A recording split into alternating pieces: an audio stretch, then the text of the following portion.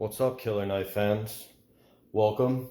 And today we're just going to do a quick overview. It's not going to be any reviews or in-depth analysis of these chef's knives that I've owned for a very long time.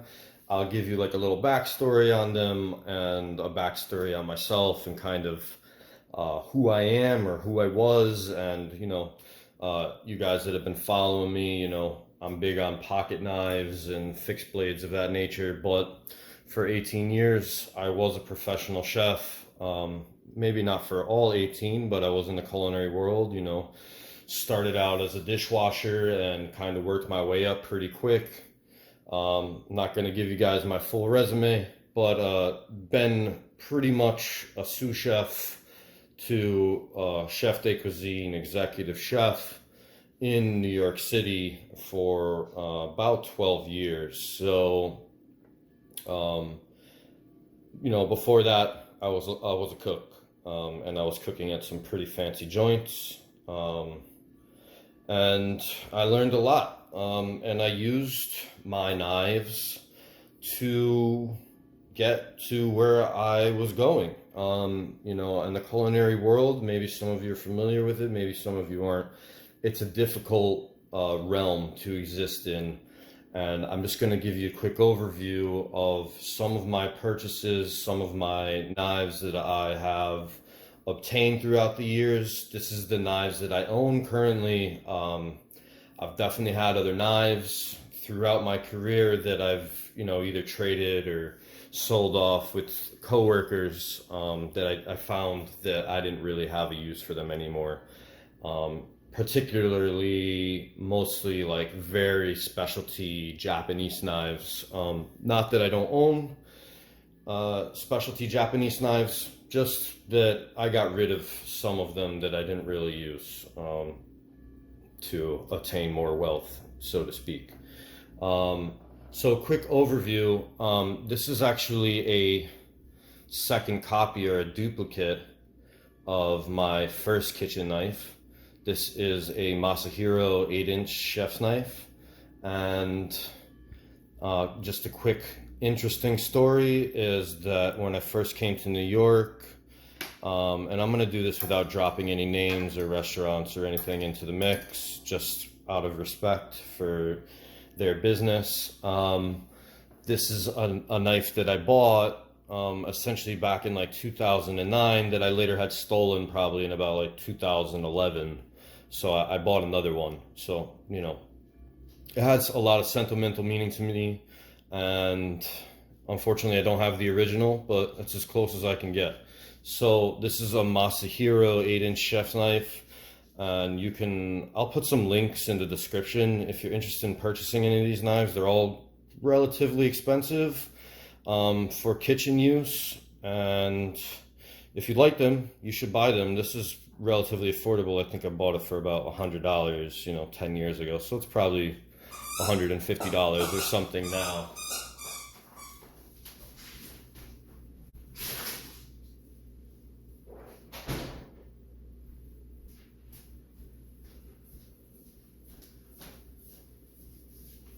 Sorry about that, I'm back.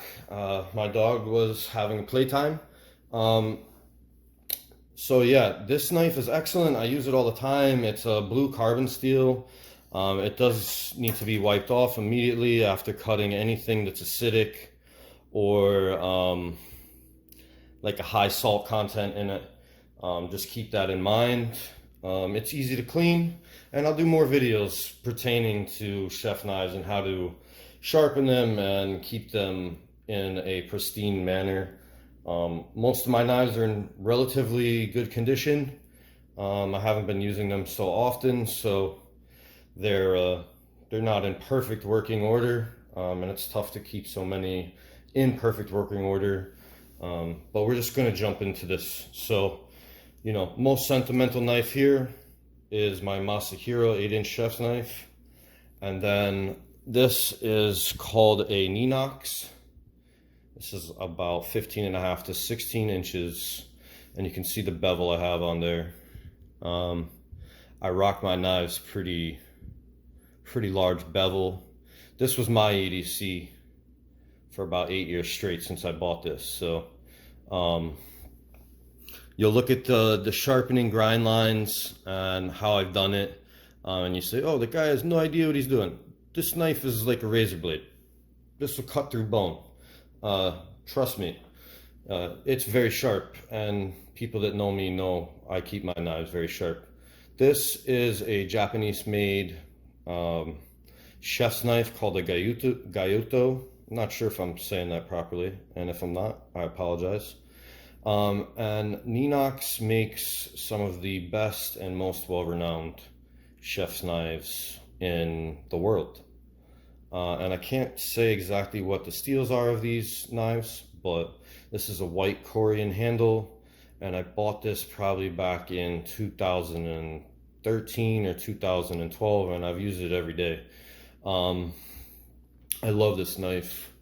It probably used to be about that big, so I've used a lot of it. And it's this, as far as quality of steel and life, I mean, using this every day for 8 years, and I've only ground off, I don't know, maybe 1/2 inch to 3/4 of an inch of blade. That's crazy. So this, highly recommend. I think I bought this, like I said, about 8 years ago for, I think it was $600. It might even be more affordable at this point, or maybe it's $700 now. But excellent, excellent investment for me and anybody who's getting into the kitchen world. Don't buy that if you don't know how to sharpen a knife, though. You're gonna completely ruin it. Don't ruin an expensive knife. Ruin something like this. I prefer not to ruin any of my knives, but guys, becoming an apprentice or a prep cook or anything of that nature, you don't want to start out with a $700 knife. You can if you want, but if you chip it, you drop it, you don't know how to sharpen it, it dulls out, you get frustrated that you don't know how to sharpen it, and you're going to go buy another knife. It's a huge waste of money. So I say start around like the $90 to $100 range. One more Ninox here. This is a Ninox G-type Koritsuke, and this is a pressed linen micarta handle. These are not handmade. They might be hand sharpened or and hand forged, but I don't think the whole process is handmade. There's a difference. These are more of a production line. They're currently no longer available, and Ninox now has a version of their brand called Ninox A, I believe, and not Ninox G. So this knife is awesome. I love this knife. I never got to use it as much as I wanted, but you can see the bevel on my blade. Huge. And I use whetstones and diamond stones, guys, if you're interested in knowing how I sharpen my knives. And in the future, I could probably do a sharpening video for you guys if you request it. It's a lot of work, and it's a huge learning curve to sharpen knives. So, it's not something that you learn overnight. It takes a very long time to learn. I have 4 Glee stain knives on the table. 10-inch chef's knife. Also large bevel, tip broken off. Been through hell with this knife. This was like my main knife for a few years. And without getting into too much, someone broke this. This is not from the person that broke it, but someone eventually broke the tip off. I had to regrind the blade, and it kind of really pissed me off. And I said, this knife might have like a small curse on it or something, a little superstition in the kitchen. I ended up buying the Ninox, but I ended up using this kind of like a beater. So this knife has seen a lot of work. Also, super high quality steel. Definitely doesn't hold an edge as well as a Ninox, unfortunately. But you get what you pay for, right? This, I believe, is somewhere around like $300 to $400 range. So you're looking at a $600 to $700 range knife there. And, you know, the price difference is definitely recognizable. Ninox to me is number one, and not for no reason. I think this is a 9. This probably used to be a 10-inch slicer. 9 to 10-inch slicer. Particularly use this to slice fish or thinner slices of beef, or you can use it for larger, heftier slices of beef, pork, venison, whatever you're cutting in the kitchen, right? And the thinner profile on this blade and the indentations for all these Glee stains are the indentations particularly non-stick. The thinner profile of a slicing blade is also going to help when you're slicing through proteins to not stick to the blade. Whereas when you have more surface area like a chef's knife, there's more surface area for things to stick to it. This is called a honyaki, Glee stain honyaki. This is also known as like a chicken knife in Japan, and particularly for small game birds, and I've used it for mostly that. You can certainly use it for boning out shoulders of larger animals, legs, but I have another boning knife here. This is a Misono handmade boning knife. Also, you can see large bevel, kind of tapers down here. So in the chef's world, you don't want, well, you might want it. It depends on who you are, but the bevel here, let's see if I can get this to focus. This is good for scraping. So what we call Frenching bones in the culinary world is when you have a bone and you want to do something presentable, you take the bone and you use this flat side here that's not sharpened to scrape up and clean the bone off, so you have a presentable white bone and the nice butchered meat, right? So you have a very sharp tapered point to the edge, and then it dulls out towards the end. Misono also makes multiple different lines of knives, and this is one of the more affordable lines. Like I said, none of these knives are really like cheap, you know. We'll get into a quick story at the end if you guys want to stick around. I think this is probably around the $100 to the $150 mark. Last Glee stain, this is called a petty knife. And in the EDC world of knife collecting, you know, this knife is probably about 5-6 inch fixed blade, right? Excellent ergonomics. And people would call this a large knife. Obviously it's thin. This is for small vegetable prep. You could use this for small game or fish. I personally don't, due to flexibility. It's not gonna break, but I never really used it for that. But you can understand basically, you know, the world I come from to the knife world of EDC and pocket knives, that I have an interesting perception on what a large knife is and what isn't. And, you know, for me, thinking about when I hear people talk about, oh, this is a perfect EDC blade, it's sub 3 inches, the handle, you know, it's 5 inches overall, it's 6 inches overall, I think it's kind of funny personally.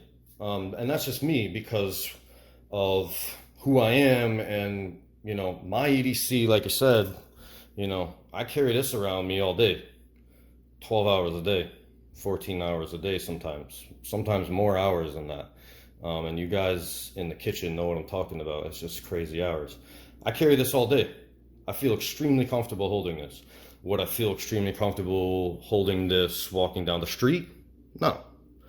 But it's just a comfort level, I think. When it comes to the EDC, you know, what do you feel comfortable holding in your hand? What do you feel comfortable using? I don't think using a knife as a tool should ever be about the comfort of who's looking at you use the knife, you know? Are you comfortable using it? Are you comfortable holding it? There's a lot of people in the world with a lot of feelings, and I'm not a unempathetic human being, but I can't worry about the way everybody feels when I pull out my knife to cut through some rope or, you know, chop something up. I want to use the right tool for the job, and that's the way that I am. I always have been. Boom. This is a Morimoto Deba, and this is a much smaller knife for small fish. And this is a classic Japanese design, and like I said, I ended up selling a lot of my more traditional Japanese knives. And if you look at this correctly in the light, if I can get it right for you, you see this is called a Yoroshi. So in the middle you have actually a dip. It's not flat, it's curved. So this is essentially a big air gap here whenever you're cutting through something that leaves whatever you're using, and particularly in Japanese knife work, slicing fish, cutting through bone, gives you a lot of leverage, and the thickness of this blade, you know, kind of like a Medford here, probably about 0.25 stock, just gives you a lot of heft and a lot of non-stick and ultra huge bevel. And I mean, this is a perfect knife. It's sharpened really horribly right now, please forgive me. But excellent knife, and something that I actually like to see kind of implemented in the knife world is that a lot of traditional Japanese knives have a handle called a D handle. Let's see if we can get this to focus. So it's shaped kind of like a D, which ergonomically you have this line running through your fingers where your knuckles are, and that's where this line here aligns with, and the rest is rounded, and it gives you just extreme comfort. I guess if I ever open my own knife company, I will consider designing knives with handles like that. Excellent, beautiful knife. Buffalo horn bolster, very nice. This was a gift from an old employer. This is a Swiss and Inox. This knife is super duper light. Not entirely sure what material the handle is, but this is also a buffalo horn bolster. Huge choil here, which is classic in more traditional Japanese knives. This is designed with an octagonal handle, which is also traditional, but the knife blade itself is Western style because it's a full flat grind. And this knife is really beautiful, super light, and just very maneuverable. Not in good working condition because I use it as a house knife, and my wife likes to throw knives in the sink, and I just never fixed it, but one day I will. And then one more acquisition from my mama. She gave me this Wusthof bread knife a few years ago, and I use it for bread. I highly suggest having a serrated knife in the kitchen. Serrated small paring knives and serrated bread knives will get you very far in this world when it comes to vegetable cuts. This is great for cutting tomatoes and soft vegetables of that nature, where you think, well, I need a laser beam to like cut through tomato. You really don't. Use a serrated knife. You're gonna get a really nice product. Is it gonna be something that you would want to present perfectly on a plate? No, but if you're making like pico de gallo, serrated knife is totally fine. All right, guys, so ending with a little story about this knife and the acquisition of it, and just a little insight into the culinary world back in the day, is that I had a chef's knife called, they're still in business, and they're probably doing very well. They make cheap chef knives, kind of more disposable, for corporate companies and things of that nature, so that you know, the knives that they're purchasing aren't getting broken by their employees and they have to replace expensive knives. And it's called Dexter. So I showed up to work. One of my first days at one of the first restaurants I ever worked at here in New York City with a Dexter knife.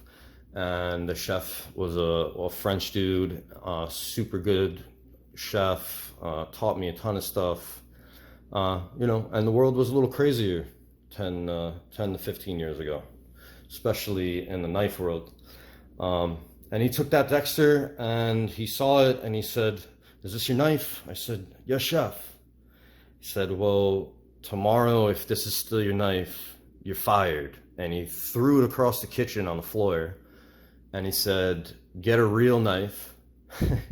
And, you know, I was a young kid and I wanted to become somebody great and I wanted to do well in the industry. And I took that knife, I threw it in the trash at the end of the night. And I went and I bought this knife, this exact knife. This obviously, like I said, is the second one. But this is the first knife I ever bought. And, you know, I made my way from a line cook who was making probably, you know, $7 to $8 an hour to somebody who could, you know, self-maintain here in New York City. So, as an executive chef. And yeah, I mean, people that don't believe that knives can have sentimental value, I hope that I just proved you guys wrong, because, I mean, this could make me tear up if I think about it enough. And these all are killer knives. I've killed services in and out of kitchens so many times, I can't even tell you. My heart was pumping, and man, I tell you, I'm super passionate about knives, and I am super passionate about the kitchen. So I hope all you guys have a killer day. And if you have any questions or you're looking for any advice about knives to use in your kitchen or to purchase for work, hit me up. I got a ton of experience to help you out. Give me a thumbs up, comment with me, guys, have a conversation with me, talk to me, and subscribe if you're looking for more content. Have a killer day.